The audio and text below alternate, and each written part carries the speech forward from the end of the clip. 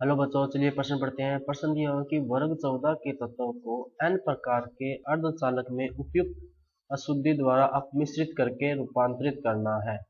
यह अशुद्धि किस वर्ग से संबंधित होनी चाहिए? तो सबसे पहले बात करें अगर इस प्रश्न में मुख्य अवधारणा की तो क्या होगी? देखो, मुख्य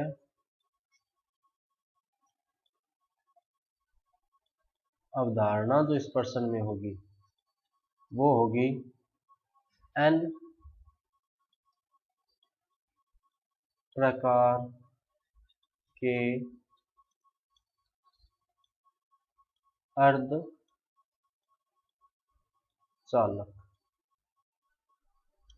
n प्रकार के अर्धचालक। अब उसने क्या पूछा कि वर्ग 14 के तत्वों। तो सबसे पहले वर्ग 14 जो है उसका अपने सामान्य इलेक्ट्रॉनिक विन्यास लिख लेते हैं। वो क्या होता है?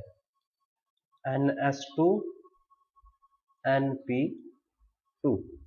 अब इसके पास संयोजकता इलेक्ट्रॉनों की संख्या देखो कितनी है, या संयोजी इलेक्ट्रॉन की संख्या देखो इसके पास कितनी है, 4।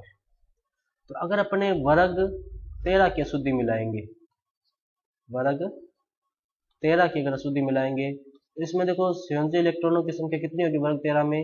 NS2 NP1, ये सामान्य इलेक्ट्रॉनिक विन्यास होगा। संयोजी इलेक्ट्रॉन की संख्या देखो फिर कितनी हो जाएगी, संयोजी इलेक्ट्रॉन की संख्या किसमें? वर्ग 13 में कितनी होगी? 3। अब जैसे मान लो अपने वर्ग 14 कोई तत्व लेते हैं, मान लिए क्या लिया अपने? Silicon, Si silicon. इसके 4 संयोजी इलेक्ट्रॉन है, ये 4 इस तरह से हो गए,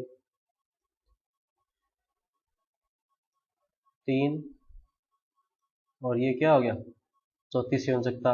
अभी अगर अपने वर्ग 13 की अशुद्धि मिला रहे हैं तो इसके पास संयोजी इलेक्ट्रॉनों की संख्या कितनी होगी? 3। तो ये क्या करेगा, सिलिकॉन की 4 संयोजकताओं में से 3 संयोजकता के साथ ये बंध बना लेगा इस तरह से। लेकिन चौथी संयोजकता जो होगी उस पर क्या रह जाएगा, एक रिक्ति रह जाएगी या एक होल रह जाएगा, एक छिद्र रह जाएगा, जिससे ये किस प्रकार का अर्धचालक हो गया? पी प्रकार का, यानी धनात्मक प्रकार का अर्धचालक हो गया ये। लेकिन अपने को कौन सा बनाना है? एन प्रकार का। तो वो देखो कैसे बनाएंगे। तो अब अपने बात करते हैं अगर वर्ग 15 की अपनी अशुद्धि मिलाएं तो, वर्ग 15 की अगर अशुद्धि मिलाएं तो वर्ग 15 का सबसे पहले सामान्य इलेक्ट्रॉनिक विन्यास क्या होगा? देखो, NS2 NP3। संयोजी इलेक्ट्रॉनों की संख्या देखो कितनी हो जाएगी, संयोजी इलेक्ट्रॉन की संख्या देखो कितनी हो जाएगी, 2 और 3 5। अब मान लो वर्ग 14 का मान लिया सिलिकॉन था, इसकी 4 संयोजकताएं होंगी इस तरह से, एक ये दूसरी संयोजकता हो गई, ये तीसरी संयोजकता हो गई और ये चौथी संयोजकता हो गई।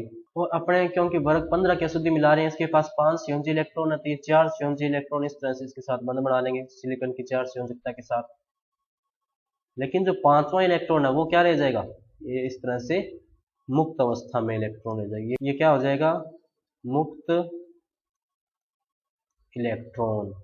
अब मुक्त इलेक्ट्रॉन रह गया तो ये किस प्रकार के अर्धचालक हो गए?